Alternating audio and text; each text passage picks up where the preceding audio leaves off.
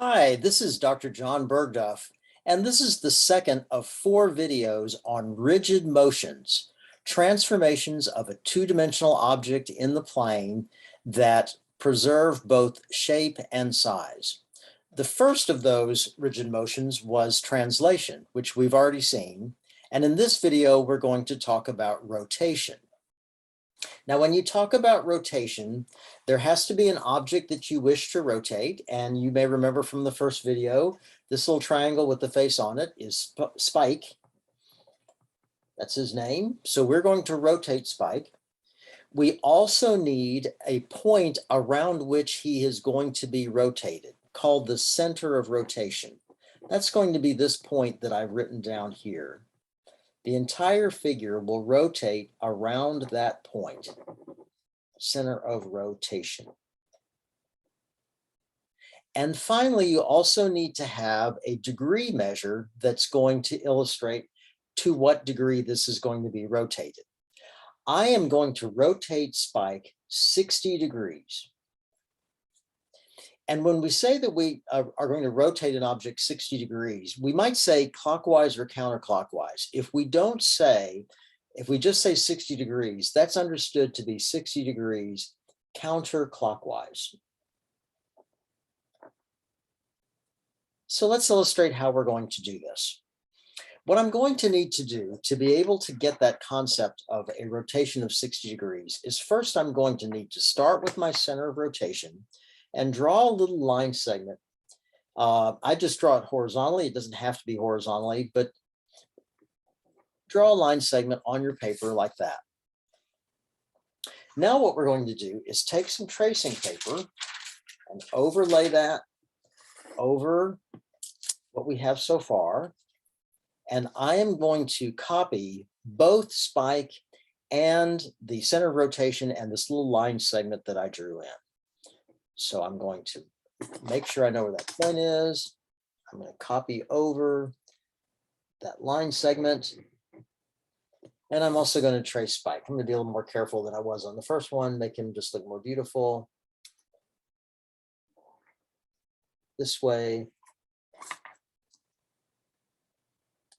This way. This way. Of course, he needs his face. I'll put that on before we're all said and done.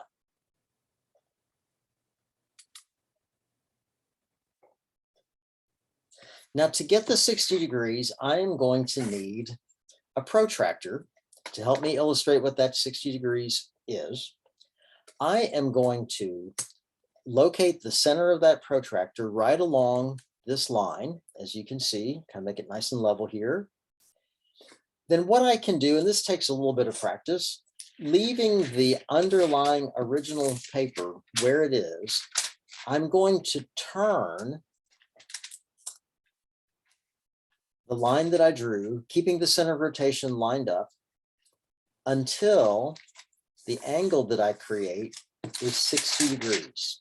As you can see, I'm turning it counterclockwise. I'll have to overlay this and see how close I am. Not quite there yet. Let me go a little farther. And we can just continue to be super, super careful until we got it just right. Let's see how close I am now. Getting much closer, but not quite, just a little bit farther. And that looks pretty good right there. That looks like 60 degrees right there. So as you can see, Spike on the tracing paper has rotated compared to the original Spike through this angle of 60 degrees that you've created.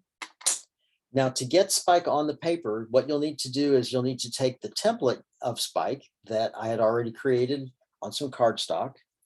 I need to slide him under the tracing paper and line him up with this drawing that I created. That looks pretty good. Then I can take the tracing paper away, hold him steady, and trace around him. And that will create Spike rotated 60 degrees. So while I'm finishing this up, remember that what you need particularly is your two-dimensional object that you want to transform by rotation. You need a center of rotation, and you need an angle through which you want the object to be rotated. And just to make him perfect, we'll put his face on so that he'll really be Spike. And there we have the rigid motion known as rotation.